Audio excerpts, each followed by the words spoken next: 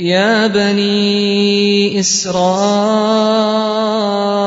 اذكروا نعمتي التي أنعمت عليكم وأوفوا بعهدي أوف بعهدكم وإياي فارهبون۔ اے بنی اسرائیل، ذرا خیال کرو میری اس نعمت کا جو میں نے تم کو عطا کی تھی، میرے ساتھ تمہارا جو عہد تھا اسے تم پورا کرو، تو میرا جو عہد تمہارے ساتھ تھا اسے میں پورا کروں، اور مجھی سے تم ڈرو۔ وآمنوا بما أنزلت مصدقا لما معكم ولا تكونوا أول كافر به ولا تشتروا بآياتي ثمنا قليلا وإياي فاتقون۔ اور میں نے جو کتاب بھیجی ہے اس پر ایمان لاؤ، یہ اس کتاب کی تائید میں ہے جو تمہارے پاس پہلے سے موجود تھی، لہذا سب سے پہلے تم ہی اس کے منکر نہ بن جاؤ، تھوڑی قیمت پر میری آیات کو نہ بیچ ڈالو اور میرے غضب سے بچو۔ ولا تلبسوا الحق بالباطل وتكتموا الحق وأنتم تعلمون۔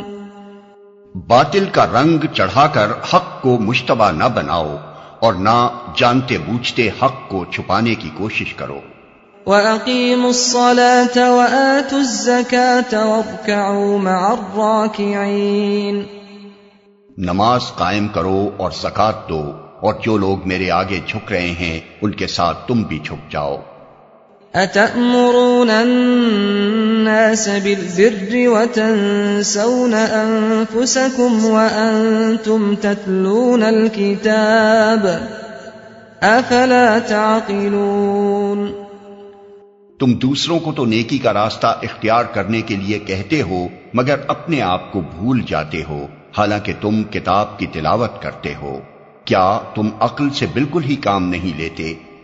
وَاسْتَعِينُوا بِالصَّبْرِ وَالصَّلَاةِ وَإِنَّهَا لَكَبِيرَةٌ إِلَّا عَلَى الْخَاشِعِينَ الَّذِينَ يَظُنُّونَ أَنَّهُمْ مُلَاقُو رَبِّهِمْ وَأَنَّهُمْ إِلَيْهِ رَاجِعُونَ۔